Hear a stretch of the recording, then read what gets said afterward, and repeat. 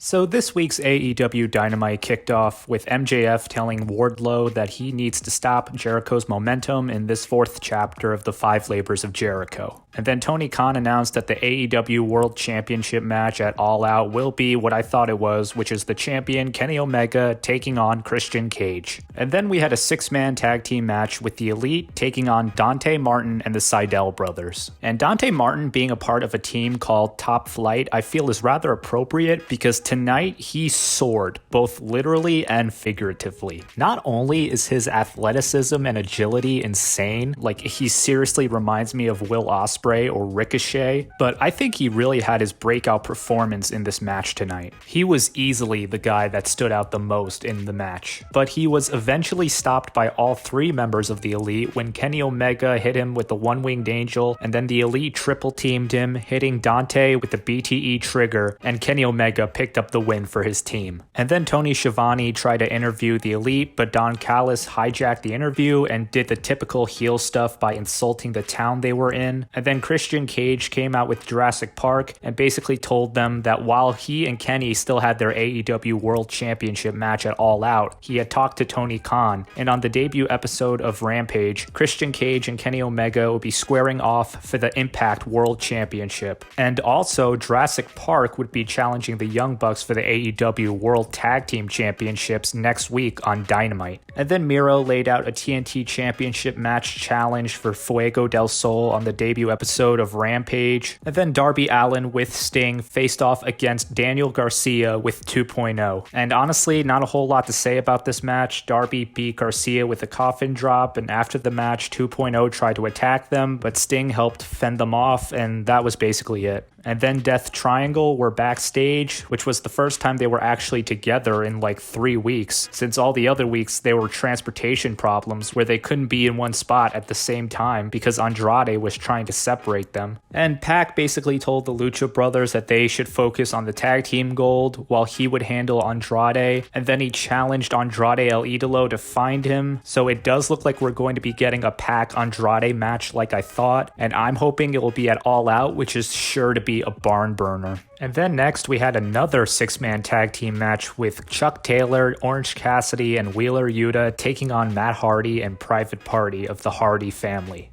Say that 3 times fast. Matt Hardy and Private Party of the Hardy family. Anyways, Matt Hardy ended the match with a twist of fate on Wheeler Yuta and pinned him for the win. And then Dasha was backstage with Andrade and Chavo, and turns out I was right. We're getting a match between Pac and Andrade at All Out. And personally, if I wanted to make this match more interesting, I would add the stipulation that whoever wins gets custody of the Lucha Brothers, but that's just me. Or maybe the Lucha Brothers will betray Pac and align with Andrade to form this heel Latino super stable like I thought they were going to. But either way, I'm pretty excited for that match. And then Chris Statlander faced off against Nyla Rose, and this match really showed off how impressive Statlander was because she managed to hit a powerbomb on Nyla Rose and then finished her off with an Area 451. And honestly, if she continues with really impressive feats of strength and performances like that, I'm sure she's going to be in line for an AEW Women's World title match soon. Although I have to say, when it comes to the contenders for the AEW Women's World title, especially contenders like Kai Conti, I feel like some of them should be featured more on AEW. I get not all of them can just become AEW Women's World Champion, but I feel like at the very least, they should at least be featured more to keep building them up and keep their stock high. But anyways, next we had a backstage segment with the Young Bucks, and they're still promoting this Space Jam thing by playing basketball, but when they were asked about their AEW World Tag Team title match next week against Jurassic Park, they basically said that they weren't worried, and then Nick Jackson tried to go for a layup, but Luchasaurus stopped him.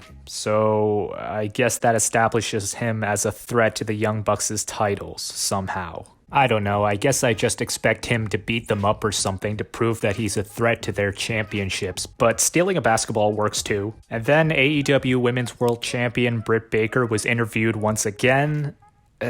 These interviews, man, I swear to God, I feel like sometimes nothing happens from week to week. This is exactly what happened last week. You'd think she'd at least be put in a match or something to build up momentum before her AEW Women's World Championship match against Red Velvet on Rampage, but I guess not. You could even do a thing where Red Velvet attacks Britt after the match and lays her out to make Red actually feel like a legitimate threat to the championship. Because as it stands right now, I honestly just can't imagine a scenario where Red Velvet actually beats Britt for the title. And that also may be due in part to the fact that the title match is going to be in Britt's hometown of Pittsburgh, or she likes to call it Britsburg, so you know she can't really lose in her hometown, which is something that they even mention, and I can appreciate that, but I don't know, you could at least make Red Velvet feel like a more legitimate threat. But no, on the go-home show before Rampage, these two just brawl and they do the typical thing where they get people to hold these two apart. You know what it is, you've seen it a million times. And then we had an Impact World Tag Team title match between the champions Luke Gallows and Carl Anderson and the Dark Order, which I thought was actually pretty cool that we're getting an Impact match on Dynamite. I think it's pretty clear at this point that I like when we look at other wrestling organizations and seamlessly weave them into a show, just because I think it's something different that not a whole lot of other wrestling companies do. But Dark Order came pretty close to winning the titles after they almost hit Anderson with the fatality, but Gallows distracted the ref long enough for Anderson to hit the gun stun and finish off Grayson with the Magic Killer. And then Tony Schiavone was in the ring with QT Marshall and the Nightmare Factory, and I think this was supposed to be the apology from QT to Tony for QT dumping his protein shake on Tony's head all those weeks ago. But the thing is, I'm pretty sure they said that they would do this apology segment weeks ago. So I totally forgot about this because I thought by this point we had already done it. Anyways, QT said that Tony was the one who should be apologizing to him, and he even held Tony's kid who was sitting at ringside hostage so that he could force Tony to apologize, which Tony did, but QT attacked his kid anyways. And I remember when we were building up to this segment all those weeks ago that I said that there was probably going to be somebody that was going to come out and save Tony, because obviously this apology segment couldn't have gone right. But I wasn't really expecting the Big Show.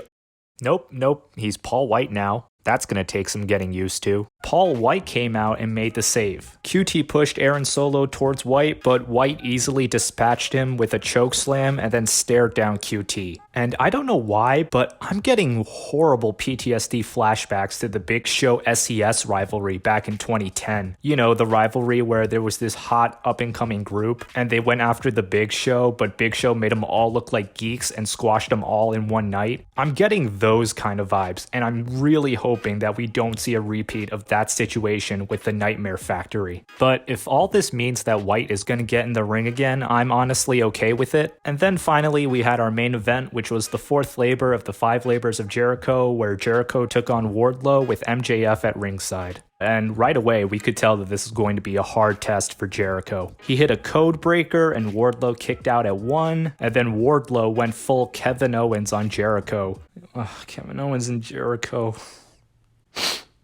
He went full Kevin Owens on Jericho and powerbombed him over and over and over again. And he even hit an F10, but Wardlow got a little too overzealous trying to inflict punishment on Jericho at MJF's request, and Jericho managed to get Wardlow into the walls of Jericho. But MJF interfered and attacked Jericho, and Aubrey Edwards threw him out as a result. And while Aubrey was dealing with MJF, Jericho clobbered Wardlow with his baseball bat and hit him with the Judas effect for the win, which means Jericho now gets his shot at MJF. And then the Inner Circle and the Pinnacle fought each other a bit after the match, and MJF basically said that for the last chapter of the 5 labors of Jericho in their match against each other, the stipulation is basically that everything Judas is banned, which is just about the dumbest stipulation you could pick, because MJF basically says, haha, I got you, Chris, you can't come out to your entrance music and you can't use your finisher. But you know he has other finishers, right? I mean, he even used 2 of them during this match, the Codebreaker and the Walls of Jericho. And why would you take away his music of all things? That doesn't help you in any way, and the crowd is probably just going to sing Jericho's music to him as they always do during his entrance before your guys' match anyways, so it doesn't even matter. You're still gonna hear it, you dummy. And even if you take away the Judas effect, like I said, he has other finishers, like the Codebreaker and the Walls of Jericho. What, those are perfectly fine to use. And that's not even counting some of the other finishers he has, like the Lion Tamer. You don't want him hitting a spinning back elbow on you, but you're okay with him doing this to you? Plus, Jericho is the man of 1,004 holds. You're really not worried about his armbar and his armbar. But yeah, this will finally come to an end next week, which I'm a little disappointed about because these past few weeks with Jericho have been really fun, and I think this match would have been better set for All Out anyways. But either way, I'm excited to see this match since obviously these are two of the absolute best wrestlers right now.